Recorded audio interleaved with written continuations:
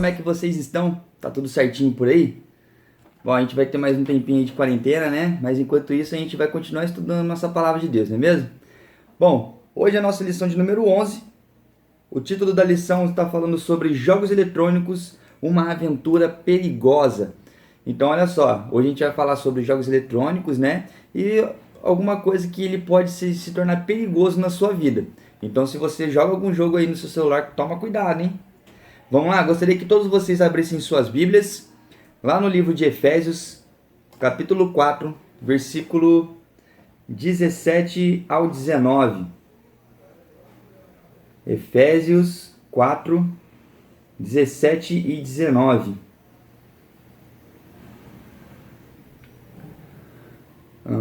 Olha só, aqui na minha palavra, na Bíblia física, ela está escrita assim: E digo isto e testifico no Senhor, para que não andeis mais como andam também os gentios, na vaidade do sentido, entenebrecidos no entendimento, separados da vida de Deus, pela ignorância que há neles, pela dureza do seu coração, os quais, havendo perdido todo o sentimento, se entregaram à dissolução para, com a avidez, cometerem toda a impureza.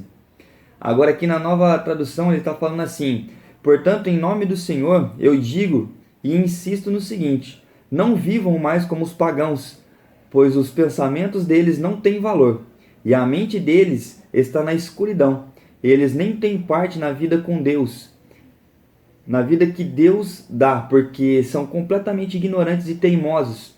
Eles perderam toda a vergonha e se entregaram totalmente aos vícios.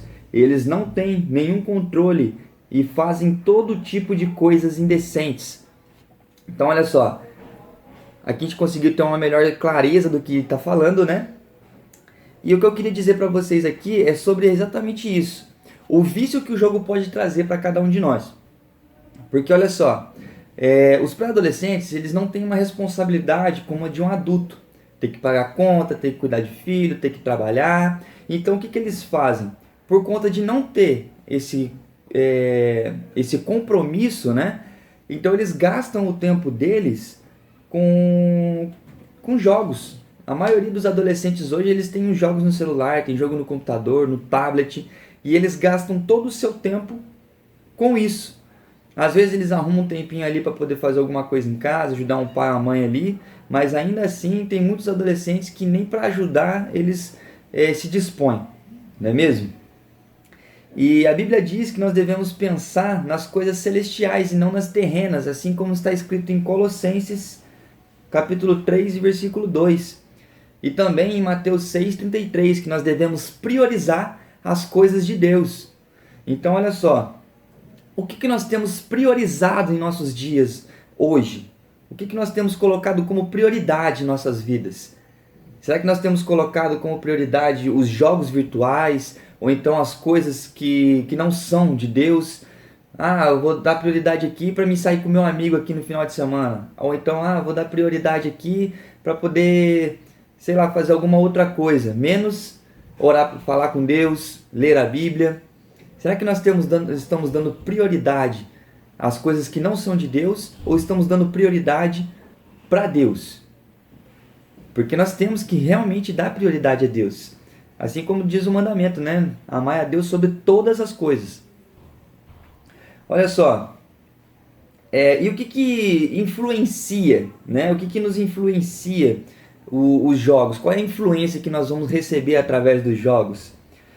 Não é raro hoje em dia a gente ver adolescentes e crianças imitando, né, personagens aí como super-heróis, ou então personagens de jogos, que eles usam da violência, né? Da violência para poder trazer paz e justiça sobre os seus inimigos. Então a gente vê muitas crianças falando: eu sou fulano de tal. Ou então, eu sou tal pessoa. E aí acaba, né, brincando de lutinha, essas coisas. Isso é trazer a violência de um jogo ou então de um filme para a sua vida. E isso não é bom, isso é algo que prejudica, né, a nossa saúde social. E o perigo, um dos perigos que nós vamos ver os perigos também, né, que o vício virtual causa em cada uma das pessoas. Hoje em dia é quase que impossível, né? A gente ficar sem acessar uma tecnologia. Porque nós temos que, por exemplo, hoje tem o WhatsApp. O WhatsApp fica muito mais fácil para a gente conversar com qualquer pessoa, não é mesmo? Então aí já está um ponto. A gente necessita de um aparelho celular para poder ter o aplicativo, para poder falar com as pessoas que são próximas a nós. Então aqui já causa uma dependência. O próprio um aplicativo que, né, aparentemente nos torna mais próximos das pessoas, isso também nos distancia das pessoas que estão ao nosso lado. Porque normalmente a gente vê pessoas que conversam, né, entre si, mas, por exemplo, eu posso estar muito bem aqui no meu celular falando com a pessoa do meu lado e nem olhando para a cara dela, só respondendo aqui o que tem no meu celular. Ao mesmo tempo que ela está próxima de mim, a gente está afastado, porque eu não estou meio totalmente prestando atenção no que ela está falando. Então isso é uma das coisas que traz pra gente, né, o distanciamento. Mas porém assim, ó, por mais que a gente tenha um acesso muito fácil à tecnologia, nós também temos que ter limites, né? Para tudo na vida a gente tem que ter limite. Principalmente para essa parte de tecnologia. Porque hoje em dia é uma geração que está totalmente focada no meio tecnológico. É uma geração que está totalmente voltado para aquilo, né? Que usa redes sociais para tudo, sempre querendo buscar curtidas, seguidores, para se tornar uma pessoa um pouco mais famosa, porque aquilo ali de alguma forma atrai a gente, né? As pessoas realmente querem os holofotes voltados para a gente mesmo. E também, e por isso nós temos que colocar limite nisso. Nós temos que colocar limite nisso. Também no WhatsApp, eu conheço pessoas, amigos meus, que deixaram de usar o Instagram, cortaram o Instagram porque aquilo ali estava se tornando muito viciante, ou então também estava gastando muito tempo que era desnecessário, estava perdendo muito tempo, né, com aquilo. Então eles colocaram um limite, ó, a partir de hoje a gente não usa mais Instagram, mas eles usam o Facebook e o WhatsApp ainda, até o momento que eles vão ter que cortar também o Facebook, né? Bom, e tem pessoas que elas não conseguem dominar a ansiedade por jogos, né? Por exemplo, eu digo por mim mesmo. Quantas vezes eu não baixei um jogo no meu celular e aí por algum tempo, eu ficava focado naquilo. Ficava focado naquilo. Principalmente quando eu estava desempregado. Eu colocava na minha cabeça que eu tinha que gastar o meu tempo com alguma coisa. Para que eu não ficasse pensando no desemprego. Então, olha só, o que a nossa mente faz com a gente, né? Quando a gente alimenta muito uma coisa. Eu estava desempregado, então eu baixei um jogo para poder passar o meu tempo, sendo que eu poderia passar o meu tempo lendo a Bíblia, poderia passar o meu tempo orando, jejuando, poderia fazer todas essas coisas, mas eu preferi o quê? Achar um meio de uma outra forma, né, de me divertir, uma outra forma de passar o meu tempo.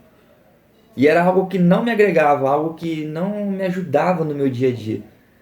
E hoje eu me arrependo disso, tanto que eu já não tenho mais nenhum jogo no meu celular. Porque realmente, quando eu baixo um jogo, eu fico um tempo focado naquilo e eu não quero mais isso pra mim. Então a gente deve pensar, né, e priorizar aquilo que a gente realmente quer para nossa vida. Olha só, veja o que o vício pode trazer pra gente, alguns sintomas, né? A gente pode ter baixo rendimento, principalmente nos adolescentes, baixo rendimento na escola, né? Baixo rendimento escolar. Quando você foca muito o seu tempo no jogo, você acaba deixando de estudar, você acaba deixando de fazer as lições de casa, de fazer os trabalhos, e isso você gasta o seu tempo no jogo. E quando você chega no final do semestre, você vê que a sua nota não está boa, a sua nota está horrível. E isso causa até mesmo a recuperação, né? Ou então até mesmo você repetir de ano por conta daquilo. E isso é algo muito ruim, porque você perdeu o seu tempo jogando, sendo que você poderia estar passando de ano, podendo seguir com seus colegas mais para frente, mais um passo, né? Mais um degrau na sua vida. E isso também traz a desatenção com a família e amigos. Foi aquele caso que eu falei para vocês agora há pouco, né? que você pode estar na sua sala com os seus pais, assistindo uma televisão, ou então até mesmo conversando na mesa com os seus pais na hora do jantar. E ao invés de você conversar com eles, você está aqui preso no celular, o prato de comida na sua frente esfriando, seus pais falando com você, seus irmãos falando com você, e você aqui, ó, preso na tela do seu celular, falando com alguém, ou fazendo alguma outra coisa. Ao mesmo tempo que você está próximo, você está distante daquelas pessoas que estão à sua volta. E também pode trazer a obesidade, porque você vai ficar tão focado no jogo, ou então tão focado numa rede social, que você vai se cansar de ficar em pé. Não vejo ninguém assim muito tempo numa rede social, no jogo, de pé. Normalmente ela está sentada ou deitada, jogando, né? E isso causa falta de exercício físico. Com a falta de exercício físico, você tem a obesidade, porque você não consegue queimar as calorias que você ingere. Então isso também traz a obesidade.